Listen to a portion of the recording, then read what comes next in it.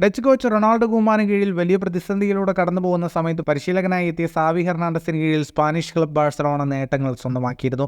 Champions ലീഗിന് യോഗ്യത പോലും ഉണ്ടാകില്ലെന്ന് കരുതിയ സീസണിൽ ടീമിനെ ലാലിഗയിൽ 2ാം സ്ഥാനത്തെത്തിച്ചു. കഴിഞ്ഞ സീസണിൽ സ്പാനിഷ് ലീഗ് അടക്കം 2 കിരീടങ്ങളും സ്വന്തമാക്കി. കടുത്ത സാമ്പത്തിക പ്രതിസന്ധികളുടെ ഇടയിലായിരുന്നു ഈ നേട്ടം. എന്നാൽ ഈ സീസണിൽ ആ മാജിക് ആവർത്തിക്കാൻ സാവിക്ക് കഴിയുന്നില്ല. പല പോരായ്മകളും ഉണ്ടെങ്കിലും മെച്ചപ്പെട്ടൊരു സ്ക്വാഡുള്ള ബാഴ്സലോണ നിലവിൽ ലീഗിൽ 4ാം സ്ഥാനത്താണ്. ബാഴ്സലോണയുടെ ഈ സീസണിലെ മോശം ഫോമിന് സാവിയെ മാത്രം കുറ്റപ്പെടുത്താൻ കഴിയില്ലെങ്കിലും ഇനിയും പ്രകടനം മോശമായാൽ കോച്ചിന്റെ സ്ഥാനം തെറിക്കാനുള്ള സാധ്യതയുണ്ട്. ഇതുകൊണ്ട് തന്നെ 4 പകരക്കാരെ ബാഴ്സലോണ കണ്ടെത്തിയിട്ടുണ്ടെന്നാണ് റിപ്പോർട്ടുകൾ പറയുന്നത്.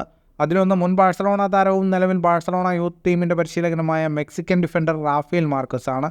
ഇതിനു പുറമെ ജിറോണയെ കൊണ്ട് മിന്നുന്ന പ്രകടനം നടത്തിക്കുന്ന മൈക്കൽ സാഞ്ചസ് ആണ് ലിസ്റ്റിലെ മറ്റൊരാൾ റയൽ സൊസിഡാഡ് പരിശീലകനായ ഇമാനോൾ ആൽഗവസിലാണ്. ഇതിനു പുറമെ മുൻ ബാഴ്സലോണ PSG താരവും നിലവിൽ ഇറ്റാലിയൻ ക്ലബ്ബായ ബൊളോഗ്നയുടെ പരിശീലകനായ തിയാഗോ മോട്ടയും ബാഴ്സലോണയുടെ പട്ടികയിലുണ്ട്. ബാഴ്സലോണ നിലവിലെ സാഹചര്യങ്ങളിൽ തന്നെയാണ് മുന്നോട്ട് പോകുന്നതെങ്കിൽ മാത്രമാകും അടുത്ത സമ്മറിൽ പരിശീലകനെ മാറ്റുക.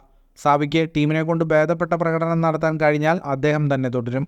ഫുട്ബോൾ ലോകത്തെ കൂടുതൽ വാർത്തകൾക്കും വിശേഷങ്ങൾക്കുമായി സ്പോർട്സ് കഫേ ഇപ്പോൾ തന്നെ സബ്സ്ക്രൈബ് ചെയ്യുക.